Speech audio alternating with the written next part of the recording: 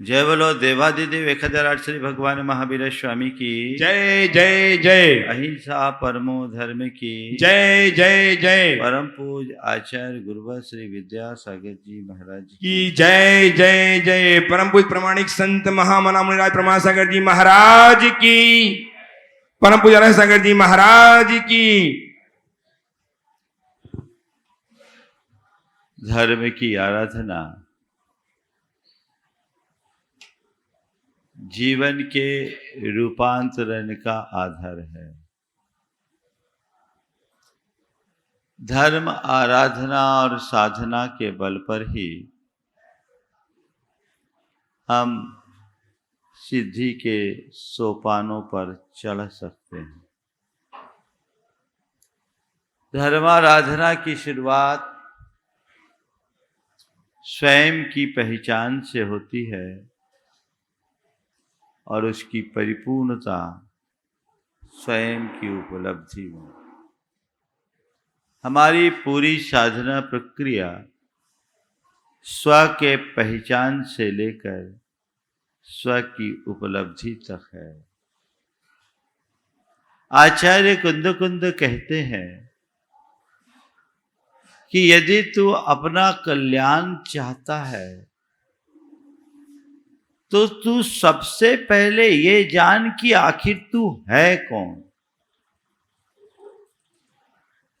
विगत दिन सम्यक्त की चर्चा करते हुए हमने कहा था जीवादि सद्धनम सम्मतम, जीवादिक तत्वों का श्रद्धान करना सम्यक्त है। मैं जीव हूं इस बात को तुम समझो। अपने आप के भीतर झांक कर देखो, अपने अंतर में उतर कर देखो कि तुम अपने आप को क्या मानते हो, क्या महसूस करते हो और अपने आप में अपने आप के विषय में क्या जानते हो। यथार्थ ये है कि संसार के हर प्राणी ने अपनी एक काल्पनिक छवि गढ़ रखी है और उसी छवि को अपनी पहचान का आधार बना रखा है। थोड़ी देर के लिए हम विचार करें, आप आंखें बंद करें, मैं क्या हूं, क्या उत्तर आएगा? सबसे पहले अपना नाम आएगा। मैं कौन हूं तो मेरे नाम के साथ मेरे जितने रिश्ते नाते जुड़े हुए वो आएंगे। मेरी स्थिति क्या है तो मैंने अपने साथ जितनी भी चीजें जोड़ रखी है वो आएंगी। हमने अपनी पहचान नाम और रूप के साथ जोड़ रखी है। इनके माध्यम से हमारी जो पहचान है वो हमारी भूल है। हमने अपने आप को उस रूप मानने का भ्रम पाला जो यथार्थ नहीं है। अयथार्थ को यथार्थ मानना ही मिथ्यात्व है। यह भूल भरी दृष्टि है, यह भ्रांत अवधारणा है और जब तक ये अवधारणा नहीं बदलती सम्यक दृष्टि प्रकट नहीं हो सकती। तो आचार्य कुंद कुंद कहते तू जान तू कौन है। मेरा नाम प्रमाण सागर है। अच्छा, कब से है तू प्रमाण सागर? जब से गुरु ने दीक्षा दिया तब से। अच्छा, उससे पहले तू था कि नहीं? था। पर तेरी क्या पहचान थी? उस समय तुझे कुछ ही और नाम से जाना जाता था, मुझे और नामों से पुकारा जाता था। तेरा जो उससे पहले नाम था वो कब तक था, कब से था? जब से हम पैदा हुए, होश संभाले, माँ बाप ने हमारा नाम रखा, तब से हमने अपने आप को उसी रूप जाना, माना, महसूस किया, अपने आप को उसी के आधार पर पहचान बनाया। ठीक है, तू पैदा हुआ, तेरा नामकरण हुआ, उससे पहले भी तू था कि नहीं था? था तो, पर मेरा क्या नाम था मुझे पता नहीं है। पता किसी को? किसी को क्या नाम था पता है? नहीं ना। चल, अभी तुझे प्रमाण सागर के नाम से जाना जाता है, तू अपने आप को प्रमाण सागर मानता है ना। कब तक रहेगा ये प्रमाण सागर? कब तक रहेगा? जब तक शरीर में सांसों की हलचल होगी। जिस दिन सांसें समाप्त हो जाएगी, प्रमाण सागर कहाँ जाएगा? ये काया जल के राख हो जाएगी। प्रमाण सागर कहाँ जाएगा? ये प्रमाण सागर नाम चला जाएगा। तू रहेगा कि नहीं? मैं तो रहूंगा। तो बता, ये नाम जिस रूप तूने अपने आप को मान रखा है, क्या सच में तू है, या तेरे मन की एक कल्पनापूर्ण अवधारणा है? बात तो समझ में आ रही है। इस नाम के बिना भी मैं हूं, है ना। मैंने अपनी पहचान की अपने इस रूप के माध्यम से। ये सुंदर सलोना स्वरूप सुडौल मेरा ये शरीर, गोरा काला शरीर, मैंने अपने आप को उस रूप माना और रोज दर्पण में जाकर खड़े होकर के अपने रूप को चमकाने और निखारने की कोशिश में लगा। अब जब भी मैंने दर्पण में अपना प्रतिबिंब देखा, मैं कैसा लग रहा हूँ, ठीक तो दिख रहा हूँ कि नहीं? हाँ, मैं ठीक हूँ। मेरी आंखें खिल गई। हाँ, ये रूप कब से? तेरा ये रूप कब से? जब से जन्म लिया तब से। और कब तक रहेगा? जब तक जिंदा रहूंगा तब तक। लेकिन इस रूप को भी अगर देखो तो मां के पेट से इसकी कहानी शुरू होती है और चिता की राख में इसका अंत होता है। मां के पेट से लेकर चिता की राख तक में इस रूप में कितना परिवर्तन। थोड़ा पलट करके देखो, जब मां के पेट में था तो तेरी क्या स्थिति थी? अस्तित्व का भी पता नहीं था शुरुआत में। तो एक विकासोन्मुखी भ्रूण के रूप में मैं विकसित हुआ। 9 महीना लगे इस रूप को पूरी तरह बनने में। फिर जन्म लिया। बचपन से लेकर अब तक न जाने मैंने अपने कितने रूप बदल लिए। बदले कि नहीं? हाँ, है ना। एक रूप है जो मां के पेट में है, एक रूप है जो नंग धड़ंग खेलते हुए बच्चे का है, एक रूप है जो जवानी के जोश में मदमाती चाल में चलते का है, और एक रूप है जो लाठी लेकर के असहाय लाचार होकर चलते वृद्ध का है, और एक रूप है जो 100 यात्रा का है, और एक रूप है जो चिता पे जलती हुई अग्नि का है। बताओ ये किसका रूप है ना।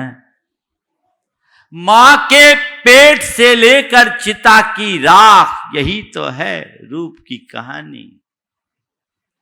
फिर इस रूप से मेरी पहचान कैसी? इस रूप से मेरी पहचान कैसी? इस रूप को मैं अपनी मानूं कैसे? इस रूप में अपने आप को मानना मेरा भ्रम है।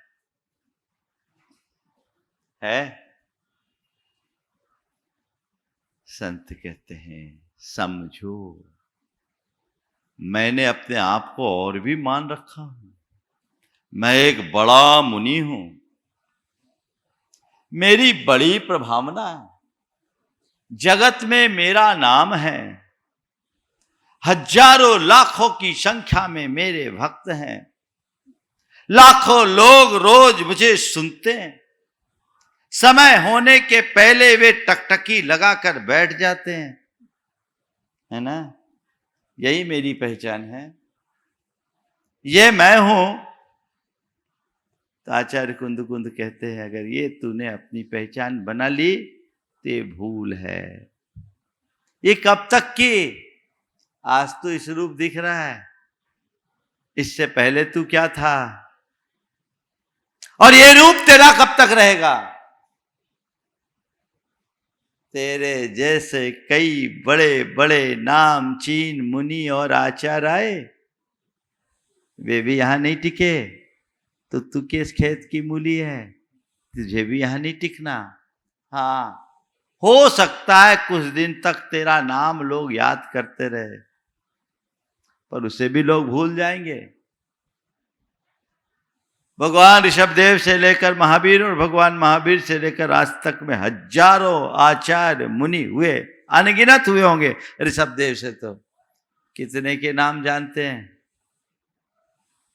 कितने के नाम? 150, और उनमें भी प्रमुखों में 10-20। तो तू अपने आप को इस रूप कहां मान रहा है? तो इस रूप नहीं है, ये तेरा भ्रम है। इस भ्रम का निवारण होना चाहिए। माना तुझे नाना नामों से पुकारा जाता है और माना तू नाना रूप धारण करता है, फिर भी तू नाम नहीं, रूप नहीं, अनाम अरूप ही तेरा स्वरूप है। उसे पहचान, तू चिद रूप है। अपने भीतर के अनाम अरूप स्वरूप को पहचानना, उसका श्रद्धान करना ही सम्यक की सबसे बड़ी पहचान है। मैं कौन, उसे जानो। अभी तक तो अज्ञानता में जो मैं नहीं हूं, वही मैं अपने आप को महसूस करता आया हूं। मैंने अपने आप को रागी, द्वेषी, मोही, कामी, क्रोधी, लोभी, इस रूप ही अपनी पहचान बनाया। इसी रूप अपने आप को मानता रहा हूं। लेकिन ये मैं कहां हूं, ये समझो। लेकिन हमारे संस्कार हमें उल्टी दिशा में खींच लेते हैं। मैंने सुना है दक्षिण अफ्रीका में एक व्यक्ति बहुत अच्छा अभिनेता था और वह केवल अब्राहम लिंकन का रोल किया करता था। अब्राहम लिंकन का उस व्यक्ति ने 40 साल तक रोल किया।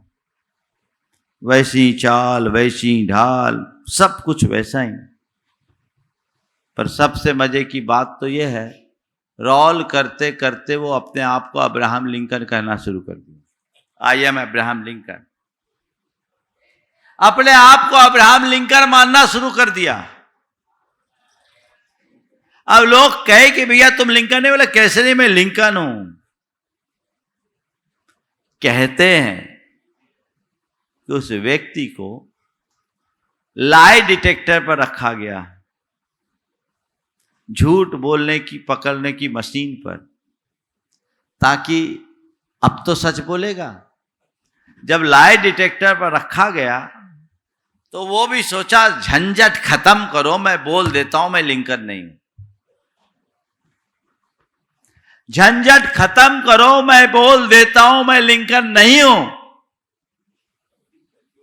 और जैसे ही उसने बोला कि मैं लिंकन नहीं हूं, लाई डिटेक्टर ने कहा यह झूठ बोल रहा है। उसकी चेतना में मैं लिंकन हूं यह संस्कार इतना गहरा गया था। हम तुम सबके अंदर अनादि के ऐसे ही संस्कार हैं जो हमें यह मानने नहीं देता कि मैं शुद्ध चैतन्य आत्मा हूं।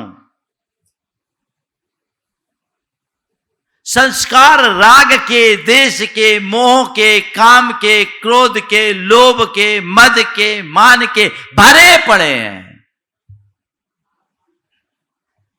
बार बार बार बार पुनः पुनः चित्त उधर भागता है, और जब चित्त उधर भागता है तो मन डगमगा जाता है, उधर ही निकलता है। आचार्य कुंद कहते हैं इस धारणा को बदलो। अपनी श्रद्धा को जमाओ कि मैं शुद्ध चैतन्य आत्मा हूं। ये श्रद्धा जगाओ। तो कैसे जगाएं? महाराज ने प्रवचन में कह दिया, मैं आत्मा हूं, मैं शुद्ध आत्मा हूं। बस आज से हमने तय कर लिया मैं शुद्ध आत्मा हूं। बोलो, अभी ऐसे जो शुद्ध आत्मा हूं के रट लगाएंगे ना, उनको लाई डिटेक्टर पर कहेंगे तो कहेगा ये गलत बोल रहा है। मुंह से बोल रहा है मैं शुद्ध आत्मा हूं और इसके अंतरात्मा में अनात्मा डोल रहा है ना। वो अनात्मा डोल रहा है क्योंकि अनात्मा का संस्कार प्रकार है। इसका मतलब जैसा श्रद्धा तुम्हें तुम्हारे स्वरूप के प्रति रखना चाहिए वो अभी प्रकट नहीं हुआ है। वो श्रद्धा प्रकटाएं। कैसे प्रकटाएं? धुन जगाएं, एक धुन जगाएं। मैं शुद्ध आत्मा हूं, मैं शुद्ध आत्मा हूं, मैं शुद्ध आत्मा हूं, मैं शुद्ध आत्मा हूं, मैं चैतन्य आत्मा हूं, मैं चैतन्य आत्मा हूं। एगो में शासदो आदा णाण दंसन लखनो शेषा में बाहिरा भावा सब्बे संजोग लखना। ये बात तुम्हारे धुन में भर जानी चाहिए। मैं एकमात्र शाश्वत आत्मा हूं, ज्ञान दर्शन लक्षण वाला हूं और उसके अतिरिक्त जितने भी बाह्य पदार्थ हैं वे सब संयोग लक्षण वाले हैं। संयोग से मेरे पास हैं पर मेरे नहीं हैं और न ही मैं तद रूप हूं। ये श्रद्धान अंतरंग में गहरा बनाइए। यही तो भावना योग है। धुन जगाइए, को हम अंदर से आवाज आना चाहिए, सोहम, को हम, सोहम। मैं शुद्ध चैतन्य आत्मा हूं। वो समझ अपने अंतरंग में रखते हुए तुम कोई भी व्यवहार करो। ये संसार है। संसार में हर प्राणी को चित्र विचित्र रूप धरने पड़ते हैं और जिस तरह का रूप होता है उस तरह का उसे कर्म भी करना पड़ता है। लेकिन फिर भी यदि अपनी समझ सही बनी रहे तो हमें अपने स्वरूप के बोध में कोई कठिनाई नहीं। मैं कौन हूं, मेरा क्या है, ये समझ, ये श्रद्धा अंतरंग में जगेगी तभी हम सम्यक दृष्टि कहलाने के अधिकारी होंगे। आचार्य कुंद कुंद कहते हैं, जह नाम को भी पुरुषो रायाणम जाने दोन सद्दह दी। अनुचर दी तो तम अनुचर दिपुनो अथत्थियो पयत्तेन। एवं ही जीवराया ना दब्बो पुन सद्दहे दब्बो। अनुचर दब्बो यपुनो सोचे वदमोख कामीन। आचार्य कुंद कुंद बहुत सुंदर उदाहरण से हमारी आत्मा के श्रद्धान ज्ञान और आचरण की प्रेरणा दे रहे हैं। जैसे अर्थ का इच्छुक कोई मनुष्य राजाओं को जानता है, उस पर श्रद्धान करता है, राजा के विषय में जानकारी रखता है, उससे श्रद्धान करता है और उसके अनुकूल प्रवृत्ति करता है, तो राजा उसे प्रसन्न होकर कोई अर्थ लाभ देता है ना। जिससे कुछ चाहिए उसके बारे में जानकारी चाहिए, उसके ऊपर भरोसा चाहिए, उसके अनुकूल वृत्ति। तो कह रहे हैं अर्थ के अर्थी धन का इच्छुक मनुष्य राजा को एक बारे में जाने, उसका श्रद्धान करे और उसके अनुकूल आचरण करके अपना काम करे, ये ठीक है। लेकिन यदि तू मोक्ष का कामी है, अपने दुखों से मुक्ति चाहता है, तो एवं ही जीव राया ना दब्बो। अपने भीतर विराजमान जीव रूपी राजा को जानो, जानना चाहिए। सद्दहे दब्बो, उसका श्रद्धान करना चाहिए। अनुचर दब्बो अपनो, और उसका अनुसरण भी करना चाहिए। क्यों? सो चेवदु मोक्ष कामेन, अगर मोक्ष की कामना है तो शब्दों में जीव की व्याख्या बहुत सरल है। मैं शुद्ध निराकुल चेतन आत्मा हूं। मैं शुद्ध आत्मा हूं, इससे कहने से क्या होगा? अंतरंग में ऐसा श्रद्धान होना चाहिए। कई लोग होते हैं जो श्रद्धान होता नहीं, श्रद्धान का ढोंग करते हैं।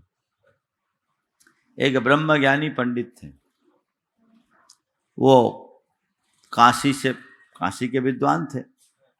उनका एक शिष्य था, वो एक उच्चाधिकारी हो गया। तो वो उसके यहाँ गए, सर्दी का समय था। सुबह सुबह से स्नान का समय हुआ। शिष्य ने कहा कि गुरुजी नहा लीजिए, स्नान कर लीजिए। गुरुजी नहा लीजिए, स्नान कर लीजिए।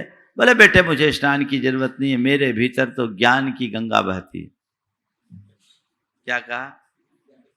ज्ञान की गंगा बहती है। शिष्य को अटपटा लगा, पर गुरु से बहस करना उसने अनुकूल नहीं समझा। ठीक है, उसने बनवाई बाटियां, दाल बाटी, और गुरु को खिलाया। बीच में गुरु पानी पीने लगे। गुरुदेव बाटी खा लीजिए, पानी बाद में देखिएगा। बाटियां खिला दी।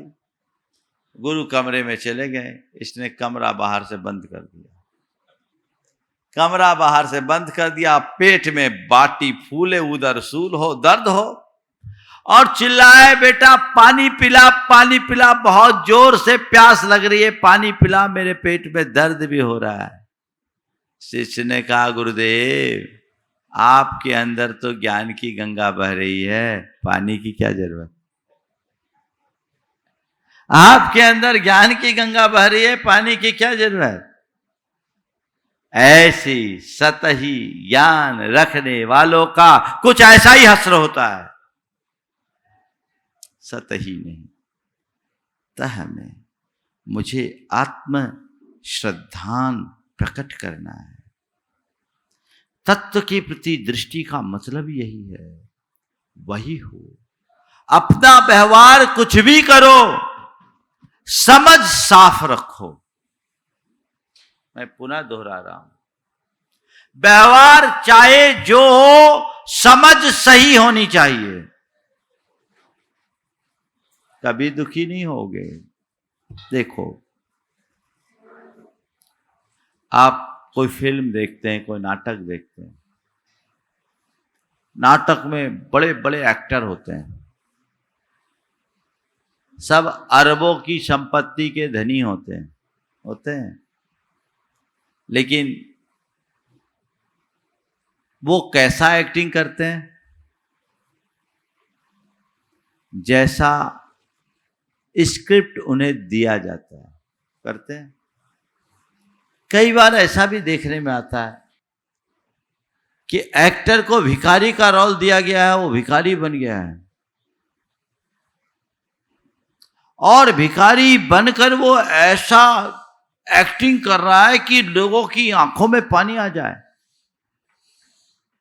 ऐसा लगे कि साक्षात भिखारी है। देखा है ना आपने? पर मैं आपसे पूछता हूं,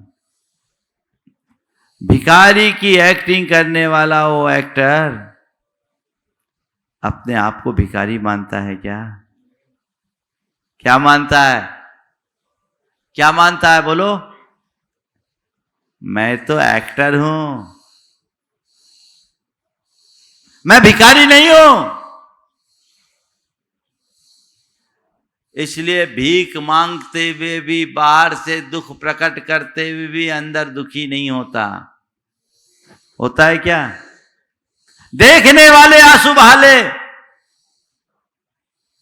उसे कुछ नहीं होता है ना। तो बस मैं आपसे यही कहता हूं, ये जितने भी हमारी भूमिकाएं हैं ना, ये सब हमारा अभिनय है, एक्टिंग है। एक्टर भीतर है, उसे जो रोल दिया जाए, फिल्म में डायरेक्टर रोल देता है, एक्टर को एक्टिंग करना पड़ता है। ये लोक में भी हम जो भी नाटक कर रहे हैं, इसका डायरेक्टर कर्म है, वो हमें रोल देता है, हमें एक्टिंग करना पड़ता है। ये बाहर की परिणति है, भीतर कुछ नहीं। इतनी समझ विकसित कर लीजिए। व्यवहार में सब कुछ करते हुए भी समझ साफ, ये मेरा स्वरूप नहीं है, मैं इस रूप नहीं हूं। आज मेरे जीवन में सुख आ रहा है तो मैं सुखी नहीं, जीवन में दुख आ रहा है तो मैं दुखी नहीं, अनुकूलता है तो अनुकूल नहीं, प्रतिकूलता है तो प्रतिकूल नहीं। ये तो बाहर की परिणतियां हैं। मैं इस रूप नहीं हूं, ये भूमिका मेरे द्वारा निभाई जा रही है, मैं निभा रहा हूं, पर मैं भीतर चैतन्य स्वरूप हूं। मेरे अज्ञान के कारण, मेरे प्रमाद के कारण कर्म अर्जित होते हैं, और अर्जित कर्म के कारण मुझे अलग अलग भूमिकाएं मिलती है, जिसे मुझे पूरा करना है। ये सोच अपने भीतर विकसित कर लें, समझ लें हमने तत्व का सही श्रद्धान कर लिया। जिसकी चेतना जागरूक है वो यही सोचती है, और जिसकी चेतना जागरूक नहीं है वो अज्ञानी कहलाता है, वो मूढ़ कहलाता है। आचार्य कुंद ने उसे अप्रतिबुद्ध कहा है। बड़े साफ शब्दों में कहते हैं, कम्मे नो कम मम्मीय अहमिदि अहकम च कम नो कम जाए सा खल बुद्धि अपरिबुद्धो हवदिताव। जब तक कर्म और नोकर्म में ये मैं हूं और ये मेरे हैं, जा ऐसा खल बुद्धि, जब तक तुम्हारी ऐसी बुद्धि है, अपरिबुद्धो हवदितावता, अपरिबुद्धो हवदि, तब तक तुम अप्रतिबुद्ध होगे। अप्रतिबुद्ध हो यानी अभी तुम्हारे अंदर सच्चा ज्ञान विकसित नहीं हुआ, तुम्हें अपनी समझ विकसित नहीं हुई, तुमने अपने आप को पहचाना नहीं। ये कर्म है, नोकर्म है। ये शरीर आदि जितने भी संपर्क की सामग्रियां हैं, इनमें मैं और मेरे पन का जब तक एहसास है, तब तक आप प्रतिबुद्ध हो। कहते हैं अप्रतिबुद्ध मत बनो, प्रतिबुद्ध बनो। अप्रतिबुद्ध का मतलब जानते क्या है? मूर्ख है। क्या कहते हैं? अप्रतिबुद्ध को क्या बोलते हैं? मूर्ख। समझ गए ना? आपको कोई मूर्ख बोल दे तो अच्छा लगेगा? हाँ, नहीं लगेगा ना। मूर्ख बोलोगे, मूर्ख कोई कह दे तो अच्छा लगेगा ही नहीं, चुप जाएगा। मैं भी चाहता हूं कि आपको कोई मूर्ख बोले ही नहीं, बस इतना भावना भाता हूं, मूर्खता मिट जाए, जीवन धन्य हो जाएगा। प्रबुद्ध बनो, जागरूक बनो, चैतन्य बनो। मूर्खता का फिर कोई काम ही शेष नहीं रहेगा।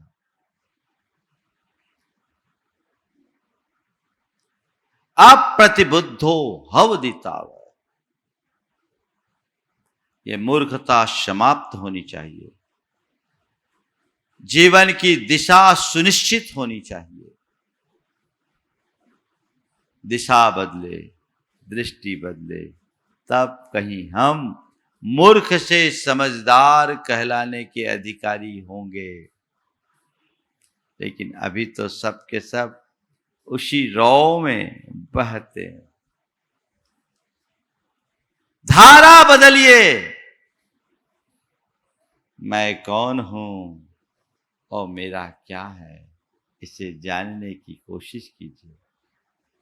अब मुझे किसी तरह की नादानी नहीं करनी, अब मुझे किसी तरह की भूल नहीं करनी। अपने आप को जानना है, अपने आप को पहचानना है। अपने आप को जानने और पहचानने के साथ अगर मेरी वृत्ति होगी तो मेरा जीवन धन्य हो सकेगा। वो दृष्टि कम में नो कम्मम में, अहमिति अहकम च कम नो कम्मम, जा ऐसा खल बुद्धि अपरिबुद्धो हवदि ताव, की उक्ति को ठीक तरीके से समझने की कोशिश कीजिए। एक बार समझ गए तो बेड़ा पार हो गया। लेकिन क्या करें, लोग जान करके भी अनजान बन जाते हैं, जान करके भी अनजान बनते हैं। आचार्य कुंत कहते हैं ये भ्रम टूटना चाहिए। सत्य के प्रति जीवन की निष्ठा जगनी चाहिए,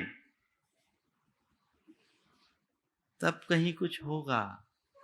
तुम आज अपने आप को सर्वगुण संपन्न होकर के भी दीनहीन मान बैठे हो, ये तुम्हारी दुर्बलता है। इसे पहचानो। चर्म को नहीं, मर्म को जानो। परसों मैंने चर्म, भ्रम, मर्म, कर्म और धर्म की बात की थी। आज हम उस मर्म को पहचान ले तो कर्म और धर्म बदल जाएगा। ज्यादातर लोग उल्टी ही दिशा में चलते हैं। मैंने सुना राजा जनक के दरबार में एक ब्रह्मज्ञानी विद्वान आए। ब्रह्मज्ञानी विद्वान, लेकिन उनका शरीर 8 जगह से वक्र था। नाम था अष्टावक्र। अब वो लड़खड़ाते कदमों से जब राजा जनक के दरबार में आए तो उनके दरबार के सभी सभासद हंस पड़े। कहते हैं अष्टावक्र उल्टे लौटने लगे। जनक जी ने कहा, महाराज हम तो आपका तत्वोपदेश सुनने के लिए आए हैं, सारी सभा उस तत्वोपदेश के लिए आई है, आप जा क्यों रहे हैं? ये विद्वानों की सभा है। अष्टावक्र ने कहा कि सम्राट, मैं भी ये सोच करके आया था कि ब्रह्मज्ञानी जनक के दरबार के बड़े बड़े ज्ञानियों के बीच में अपने ब्रह्म का ज्ञान बताऊंगा। मैं ज्ञानियों की सभा में जा रहा हूं, पर मुझे तो लगता है मैं गलत जगह आ गया, क्योंकि ये ज्ञानियों की नहीं चमारों की सभा है। ज्ञानियों की नहीं चमारों की सभा है। सब सख्ते में आ गए। राजा जनक की सभा को चमारों की सभा कहा जा रहा है, और वह भी अष्टावक्र जैसे महान ज्ञानी दार्शनिक के माध्यम से। राजा जनक को बड़ा अटपटा लगा और लोगों को बुरा लगा, पर जनक ने अत्यंत विनम्रता से कहा, महाराज मैं मानता हूं आपकी बात गलत नहीं हो सकती, लेकिन ये बात समझ में नहीं आ रही है। हमारे दरबारियों को सभा को आपने चमारों की सभा कैसे कही? तो जो अष्टावक्र ने बात कही वो ध्यान देने योग्य है। उन्होंने कहा, महाराज